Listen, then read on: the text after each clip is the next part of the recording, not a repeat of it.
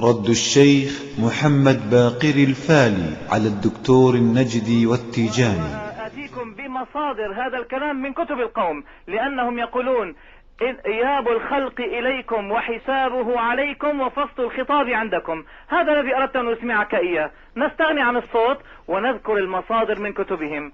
كتاب من لا يحضره الفقيه للصدوق المجلد الثاني صفحة 612، بحار الأنوار المجلد 97 صفحة 344، عيون أخبار الرضا المجلد الأول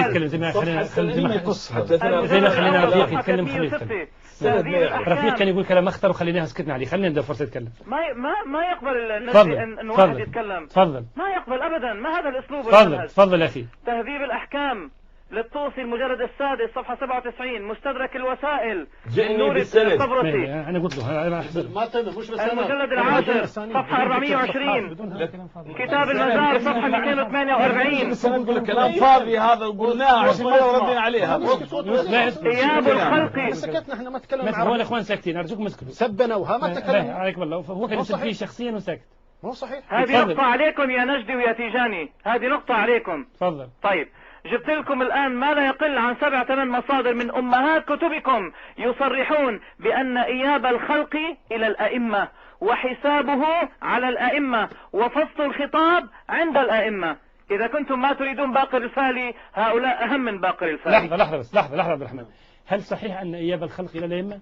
شوف أولا نحن إذا جاءنا اسمع أنا بديك وقتك كامل. أولا نحن لا نعتقد بالحديث إلا إذا صح سنده، والسند هذا لا يفهم معنى السند. السند يعني فلان عن فلان عن فلان وليس الصفحات. اسأله عن السند يأتيني بالصفحات. نترك السند. هل صحيح أن إياب الخلق نحن نؤمن أن إياب الخلق إلى الله ولا حسابهم على الله وليس إلى الأئمة. وحتى عندنا حديث ثابت. عبيد من اسمعني هو يسألني وأنا أجيب. أبدا كل شيء إلى الله تعالى. هذا يكذب ويفتري على الأئمة. قول هذا كفر ولا لا؟ خلينا نحكي كفر، يعني انه هذا كلام منكر انه الناس يعودون على غير الله. كل شيء الى الله، كل شيء من دون الله باطل. طيب هذا الكلام كفر، هل تكفر؟ كل شيء من دون الله باطل. أنت لا تتقي وتخاف. لا أخاف الحمد لله. يوم القيامة أعمالنا تعرض على ميزان الأعمال وهو أمير المؤمنين صلوات الله وسلامه عليه. إذا هالمعنى صار واضح، اقرأ في زيارة الجامعة الكبيرة.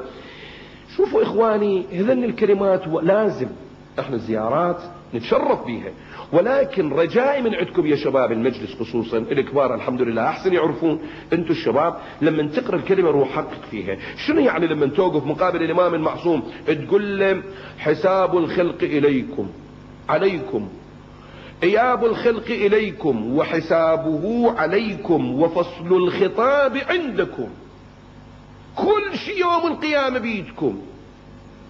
حتى السنة، حتى علماء كبار السنة لما يوصل إلى أمير المؤمنين سلام الله يقول علي حبه جنة قسيم النار والجنة. يعني شنو قسيم النار والجنة؟ أمير المؤمنين هو الميزان. أمير المؤمنين يبين لك يقول لك أنت من أهل الجنة إن شاء الله، من أهل الجنة أو من أهل النار والعياذ بالله.